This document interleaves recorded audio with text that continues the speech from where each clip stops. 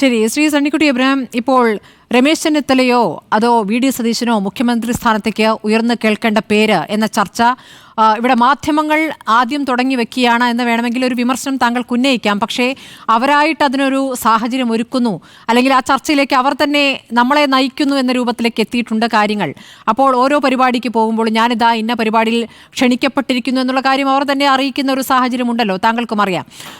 സമുദായ സംഘടനകളുടെ തിണ്ണ നിരങ്ങില്ല എന്ന പ്രയോഗം വി.ഡി. സതീശൻ നല്ല കൃത്യമായിട്ട് ഒരു ഘട്ടത്തിൽ പറഞ്ഞിരുന്നു. അതിനുശേഷം അദ്ദേഹം മാറ്റി നിർത്തപ്പെട്ടു എന്നുള്ളത് നമ്മൾക്ക് അറിയാവുന്നതാണ്. പക്ഷേ ഇപ്പോൾ അദ്ദേഹം അത് ഏത് സാഹചര്യത്തിലാണ് അന്ന് പറഞ്ഞതെന്നും സമുദായ നേതാക്കൾക്ക് നന്നായി പറയാനുള്ള സ്വാതന്ത്ര്യമുണ്ട് എന്നും ഒന്നും മയപ്പെടുത്തുന്ന ഒരു സമീപനം എടുത്തതായും നമ്മളിപ്പോൾ കാണുകയാണ്. അപ്പോൾ ഈ ചർച്ചകൾ വി.ഡി. സതീശനോ രമേശ് ചെന്നിത്തലയോ എന്ന ചർച്ചകൾ ഇങ്ങനെ തുടരുമ്പോൾ പലയിടത്തേക്കും ഒരുപോലെ പരിപാടികളിലേക്ക് ക്ഷണിക്കപ്പെടുന്ന ഒരാളായി രമേശ് ചെന്നിത്തല ഇപ്പോൾ ഉയർത്തിക്കാട്ടപ്പെടുകയാണ്. അപ്പോൾ ഈ രണ്ട് പേരുകളിൽ എന്താണ് താങ്കൾക്ക് തോന്നുന്നത്? സ്മൃതി, പരിപാടികൾക്ക് ക്ഷണിക്കപ്പെടുക അല്ലെങ്കിൽ സാമുദായിക സംഘടനകളുടെ പിന്തുണ ഉറപ്പാക്കുക, ഇതൊക്കെ തമ്മിൽ വലിയ വ്യത്യാസമുണ്ട്. ഈ പരിപാടികളിൽ പങ്കെടുപ്പിക്കുക അല്ലെങ്കിൽ പങ്കെടുക്കുക അല്ലെങ്കിൽ ക്ഷണിക്കുക എന്നൊക്കെ പറയുന്നതൊന്നും രാഷ്ട്രീയത്തിന് എന്തെങ്കിലും പ്രാധാന്യമുള്ള ഒരു ഘടകമാണെന്ന് എനിക്ക് തോന്നുന്നില്ല. ഇപ്പോൾ ഇവിടെ ചെക്കൂട്ടി പറഞ്ഞു കേരളത്തിനൊരു മതേതര മനസ്സ് ഉണ്ടെന്ന് പറഞ്ഞു. അത് സംബന്ധിച്ചുകൊണ്ട് തന്നെ ഞാൻ പറയുകയാണ്, അദ്ദേഹം പറഞ്ഞതിനോട് യോജിച്ചെന്നുകൊണ്ട് പറയുകയാണ്. സ്മൃതി നേരത്തെ CPM-ൻ്റെ കഥ പറഞ്ഞു. CPM-ൻ്റെ അടുത്ത് ആരും കൽപ്പിക്കില്ല അല്ലെങ്കിൽ അഭിപ്രായം പറയില്ല. കോൺഗ്രസ്സുകാർ മുഴുവൻ സാമുദായിക സംഘടനകൾ പറയുന്നത് കേട്ടുകൊണ്ടാണ് കാര്യങ്ങൾ ചെയ്യുന്നത്. അത് ഒരു പരിധിവരെ ശരിയാണ്. കാരണം ഒരു മന്ത്രിസഭയൊക്കെ ഉണ്ടാക്കുമ്പോൾ ചില മന്ത്രിമാരുടെ കാര്യത്തിലൊക്കെ ചില അഭിപ്രായം പറയും, അതൊക്കെ കേൾക്കാറുണ്ട്, അതൊക്കെ ചെയ്യാറുണ്ട്. അത് കോൺഗ്രസിൻ്റെ ഒരു രീതിയാണ്. പക്ഷേ സ്മൃതി അത്യാവശ്യം കേരള രാഷ്ട്രീയത്തിൻ്റെ ചരിത്രം അറിയാവുന്ന ആളാണല്ലോ. കോൺഗ്രസിൻ്റെ ചരിത്രം കുറച്ചൊക്കെ മനസ്സിലാക്കിയിട്ടുണ്ടാവും. ഏത് കോൺഗ്രസ് മുഖ്യമന്ത്രിയാണ് ഏതെങ്കിലും ഒരു സാമുദായിക സംഘടനയുടെ പ്രതിനിധിയായി അല്ലെങ്കിൽ അവർ മുന്നോട്ട് വെച്ചൊരു പേരായിട്ട് കേരളത്തിൽ വന്നിട്ടുള്ളത്? ഉമ്മൻചാണ്ടി, അതിനുമുമ്പ് ആൻ്റണി, കരുണാകരൻ, അതിനുമുമ്പ് പല വാർഷങ്കർ അടക്കമുള്ള പല ആളുകൾ. ഇവരാരെങ്കിലും ഒരു കോൺഗ്രസ് മുഖ്യമന്ത്രി ഏതെങ്കിലും ഒരു സാമുദായിക സംഘടനയുടെ ചടങ്ങിൽ പങ്കെടുത്തതിൻ്റെ പേരിലോ അല്ലെങ്കിൽ അവർ നിർദ്ദേശിച്ചതിൻ്റെ പേരിലോ ആണ് മുഖ്യമന്ത്രിയായത് എന്നൊക്കെ പറയാൻ തുടങ്ങിയാൽ അത്ഭുതകരമാണ്. ഇപ്പം നമ്മുടെ ചാനലിൽ തന്നെ നമ്മൾ പറഞ്ഞുകൊണ്ടിരിക്കുന്നത് എന്താ? രമേശ് ചെന്നിത്തല മുസ്ലിം ലീഗിൻ്റെ പിന്തുണ ഉറപ്പാക്കി.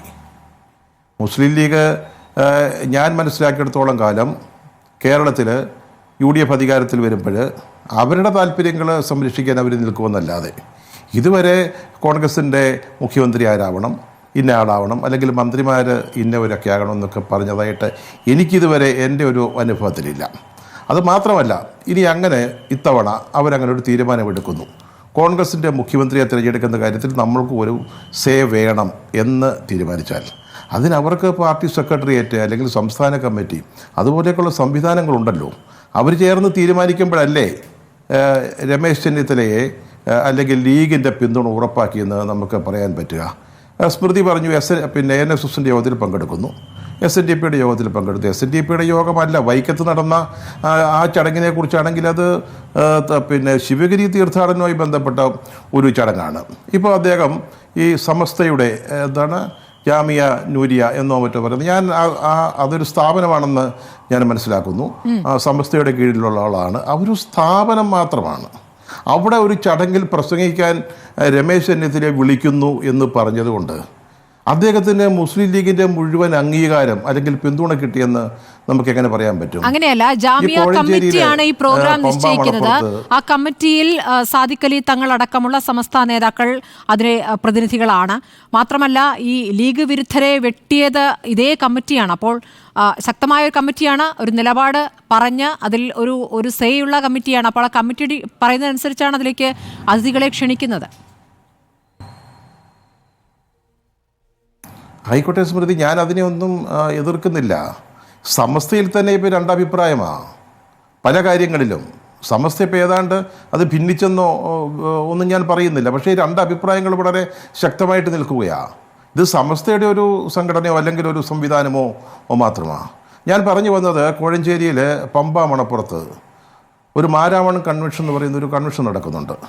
പണ്ടൊക്കെ അത് ലണ്ടനിലെ കെസ്വിക്ക് കൺവെൻഷൻ കഴിഞ്ഞാൽ ലോകത്തിലെ രണ്ടാമത്തെ ക്രൈസ്തവ കൺവെൻഷൻ. അതിപ്പോൾ അതാണോ എന്ന് എനിക്കറിഞ്ഞുകൂടാ. എന്നാൽ ഇപ്പോഴും അത് ഏഷ്യയിലെ ഏറ്റവും വലിയ ക്രൈസ്തവ കൺവെൻഷനാണെന്നാണ് പറയുന്നത്. അതിൽ ക്ഷണിച്ചിരിക്കുന്നത് VD സതീശനെയാണ്. അദ്ദേഹം അവിടെ ഈ കൺവെൻഷൻ ഫെബ്രുവരിയിലാണ് നടക്കുന്നത്. അദ്ദേഹം അവിടെ പ്രസംഗിക്കാൻ പോവുക. മാരാമൺ കൺവെൻഷൻ്റെ ചരിത്രത്തിൽ സ്വാതന്ത്ര്യത്തിന് മുമ്പ് CV കുഞ്ഞിരാമനെ അന്നത്തെ മർത്തോമ സഭയുടെ ഏബ്രഹാം മർത്തോമ ക്ഷണിച്ചിട്ടുണ്ട്. അദ്ദേഹം അവിടെ ഒന്ന് പ്രസംഗിച്ചിട്ടുണ്ട്. പിന്നീട് നമ്മുടെ ശശി തരൂരിന് ഒരിക്കൽ അവസരം കിട്ടി. മൂന്നാമതായിട്ടൊരു രാഷ്ട്രീയ നേതാവ്, അവിടെ രാഷ്ട്രീയ നേതാക്കൾ ചെല്ലും, അവിടെ വേദിയിലിരുത്തും, അവിടെ നല്ല പൊസിഷനും ഇരിക്കാനുള്ള സൗകര്യങ്ങൾ കൊടുക്കും. പക്ഷേ പ്രസംഗിക്കുന്ന മൂന്നാമത്തെ ആൾ VD സതീശനാണ്. അപ്പോൾ അതുകൊണ്ട് കേരളത്തിലെ ക്രൈസ്തവരുടെ മുഴുവൻ അല്ലെങ്കിൽ മർത്തോമ സഭയുടെ മുഖ്യമന്ത്രി സ്ഥാനാർത്ഥിയായിട്ട് സതീശനാണെന്ന് പറയാൻ പറ്റുമോ?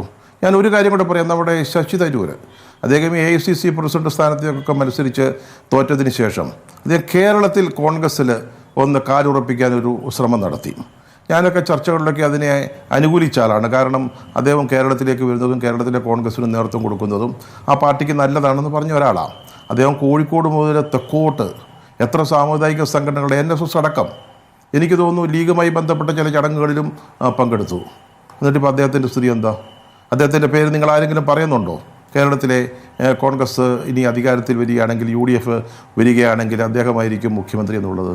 അപ്പോൾ ഇതൊക്കെ വളരെ ചെറിയ നിസ്സാരമായ കാര്യങ്ങളെ നമുക്ക് വേണമെങ്കിൽ ഊതിപ്പെരിപ്പിക്കാം എന്നല്ലാതെ NSSന്റെ ഒരു യോഗത്തിന് വിളിച്ചുകൊണ്ട് പലസ്തീൻ വിഷയത്തിലൊക്കെ ശശി തരൂർ എടുത്ത നിലപാടാണ് പിന്നീട് ലീഗിന് ബുദ്ധിമുട്ടുണ്ടാക്കിയത്. ശ്രീ സണ്ണിക്കുട്ടി എബ്രഹാം, ഇപ്പോൾ താങ്കൾ ഈ പറയുന്ന പോലെ സാമുദായിക സംഘടനകളുടെ സേ എത്രയുണ്ട് എന്ന് ആലോചിക്കുമ്പോഴും സമസ്തയുമായി ബന്ധപ്പെട്ട, സമസ്ത എന്നാൽ ലീഗ്, ലീഗ് എന്നാൽ സമസ്ത എന്ന രൂപത്തിൽ പരസ്പരം ബന്ധപ്പെട്ട് കിടക്കുകയാണല്ലോ ഇവർ. അപ്പോൾ ലീഗിന് ഇപ്പോൾ കുറച്ചുകൂടി കാര്യങ്ങൾ പറഞ്ഞാൽ നടപ്പാക്കാൻ പറ്റുന്ന ഒരു നേതാവിനെ അവർ സ്വാഭാവികമായും മുന്നോട്ട് വയ്ക്കും.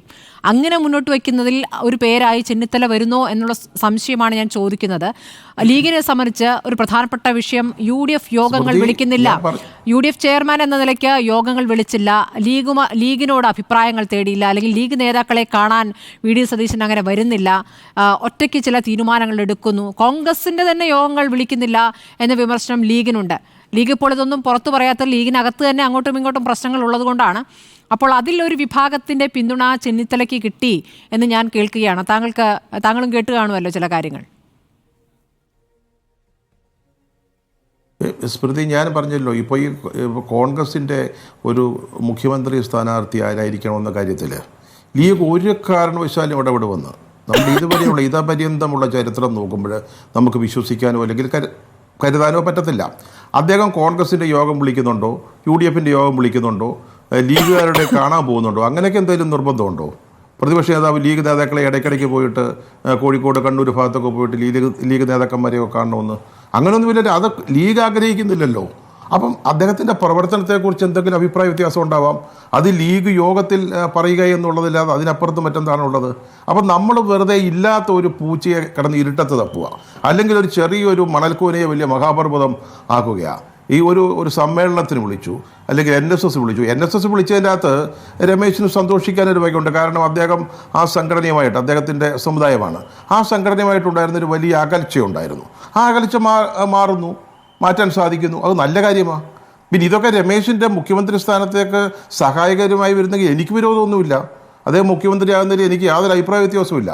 പക്ഷെ നമ്മൾ ഇതുകൊണ്ട് ഈ കാരണങ്ങളാൽ സതീശനെ മറികടന്ന് അല്ലെങ്കിൽ മറ്റേതെങ്കിലും നേതാക്കളെ മറികടന്ന് മുഖ്യമന്ത്രി സ്ഥാനത്തേക്ക് ഒരു സ്ഥാനാർത്ഥിയായിട്ട് വരുന്നത് അദ്ദേഹമായിരിക്കും എന്ന് നമുക്ക് പറയാൻ പറ്റില്ല. ഞാൻ നേരത്തെ ശശി തരൂരിൻ്റെ കാര്യം പറഞ്ഞു. നാളെ ശശി തരൂറിന് വന്നുകൂടെ?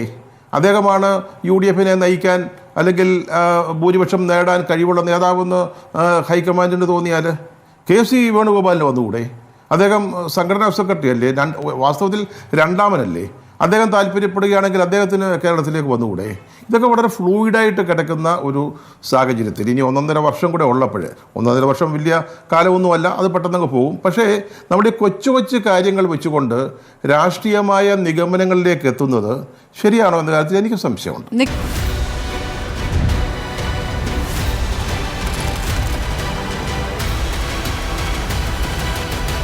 ഡിബേറ്റ് വിത്ത് സ്മൃതി പരുത്തിക്കാട്.